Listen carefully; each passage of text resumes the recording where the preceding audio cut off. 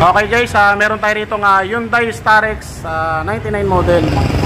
Yan, bali ang problema nito, bumagsak yung salamin. Ito guys, bumabagsak. Yan, nasira na guys yung regulator niya. Yan. Bali driver side. Yan. Sir, dito ka sir. Yan, ito guys, nasira yung ano niya, regulator. Yan. So ito mas maganda guys, ito sasabihin ko sa inyo. Mas maganda pa guys na repairin natin yung original kasi talagang matibay ito. Hindi naman natin nilalahat guys yung mga replacement. Kaya lang ang replacement kasi talagang malambot ang pagkabakal. Yan, ito guys 99 model. Ibig sabihin na matagal na tong sasakyan na to. Yan. Yan. Ito guys mukhang na-repair na kasi meron na siyang alambre. Yan, meron na siyang alambre. Ito guys, pwede pa naman to. Kaya nga lang, kumakalog na siya. Baka ito ang nagiging dahilan guys ng pagkasira ng kable. Yan, ito guys, nasira yung kable niya. Kaya bumagsak ang salamin. So ito, napansin ko rito, okay pa naman guys. Itong lagayan ng lock niya. Yan, maganda pa naman. Tapos, ito, nagpalit na rin kami. Yan, yung nilalagyan ng kable. Kasi yung sa kanya, binubuhay namin, so wala na rin talaga. Gastado na yung ano niya, yung lagayan ng mga kable. Yan, ito guys ang mga ginagamit ko, yung kable sa bisikleta. Wala tayong mabibili yan guys sa na makapal. Puro ganito lang guys. Pero ito guys, nagtatagal naman to. Ito guys, wala akong papakita sa inyo na tutorial. Yan, papakita ko lang sa inyo guys kung paano ako mag-convert niyan. Ito guys, tuturo ko sa inyo. Ito guys, kailangan yung lagay ng kable tatapat siya rito. Yan, pantay na pantay. Yan, itong kailangan magpapanag po itong dalawa na to. Pasok mo rin dito. Dito lang, para dito. Para bibigyan lang natin sila ng idea. Yan, kailangan guys magpapantay yan. Yan, pantay dapat yan guys kapag tinaas ang salamin. Yan, kailangan guys pantay. Yan, kasi kapag ito nakataas to, ito guys sisirain niya itong kable na to. Yan, ito guys papakita ko lang sa inyo na ito nare-repair ko pa to. Itong regulator na to. Yan.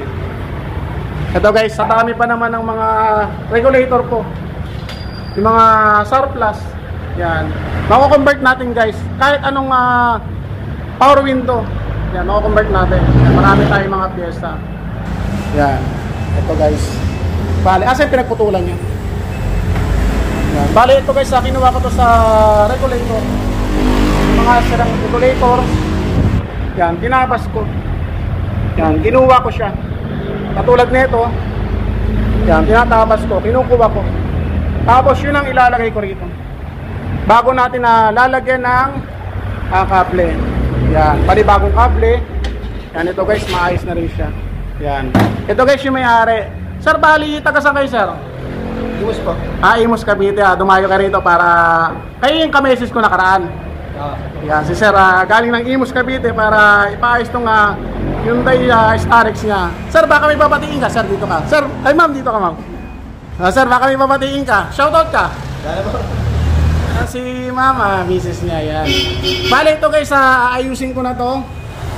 Yan, ayusin ko na. Tapos, papakita ko na lang sa inyo guys mamaya kapag maayos na. Pero, syempre, meron pa tayong ipapa-shoutout. Itong kaibigan ko. Pre, shoutout ka. Sa kote. Yan, kaibigan ko. Si Gans. Yan. Guys, pakita ko na lang sa inyo kapag tetesting na namin. So, ito na guys, okay na. Naiporma na natin yung kable. Yan. Napalitan na namin yung kable guys. Yan. Ito guys, hindi natin pwedeng i-full weld to maigi kasi matutunaw tong plastic na to. Kailangan guys, ispat-ispat lang yan.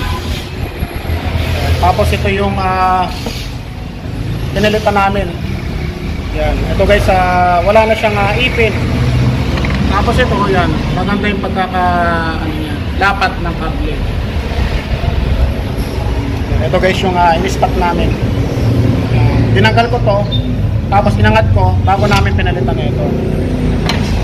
Tapos ito guys yung lock namin na ginagawa. 8 nut ang ginagamit ko. Yan, binibiyak ko to guys. Tapos iniipit ko rito. Yan. Tapos bago namin hihinangan netong mahiwagang panghinang ko. Yan, heater plug. Yan, napakabilis uminit niyan. Kailangan guys nakahinang. Kasi kapag hindi nakahinang yan at nakaipit lang, minartilyo lang, ang tendency niya pwede siyang mahatak kapag tumaas o bumaba ang salamin. Kailangan guys nakahinang. Bali okay na guys. Yan, ikakabit na namin. Yan, pakita ko na lang guys mamaya kapag tetestingin na namin. A few moments later. So ito na guys, naikabit na natin yung nirepair nating power window regulator. Yan, naikabit na natin. Tapos natakpan na natin. Ngayon guys, tetesting na natin. Yan, start. Ito guys, sasabihin ko sa inyo, kapag gumanit yung salamin nyo o nahirapang bumaba, yan, kailangan sprayin nyo na guys ng BS1. Yan, sprayin nyo ng BS1 dito guys. Yan, sa gilid kabilaan. Yan, ito guys ang ginagamit ko, pampadulas o pampaganda ng pagbaba at saka pagtaas. Yan, BS1 guys. Yan, BS1, baka naman. Yan, yan guys ang ginagamit ko. Yan, testing na natin guys. Huwag mo rin.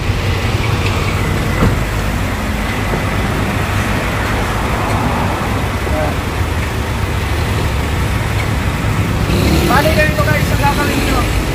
Yan, i-spray nyo dito. Yan, kabilaan. Yan guys ang ginagamit ko, pampadulas. Wala pang bumabalik sa akin guys na nagreklamo niyan. Ng BS1 na yan. Talaga ang sulit ang paglalagay natin. Gumagana talaga ang mga bintana kapag gumanit ang goma. Ganito guys, walang kaingay-ingay. Maingay pa ang bunganga ko. Yan, tahimik na tahimik guys. Yan. Okay na guys. Ito guys, wala ako masyadong tutorial na pinakita rito. Pinakita ko lang guys na kayang-kaya nating reparin. Kahit anong power window guys, kayang-kaya nating reparin. Yan, kasi marami tayong mga pyesa. Yan, mga power window natin. Yan, bali sir, maraming salamat po sa inyo. Ma'am, thank you po. Yan, ingat po sa pag-uwi. Yan, sir, maraming salamat po. Yan, so yun guys, ganyan lang.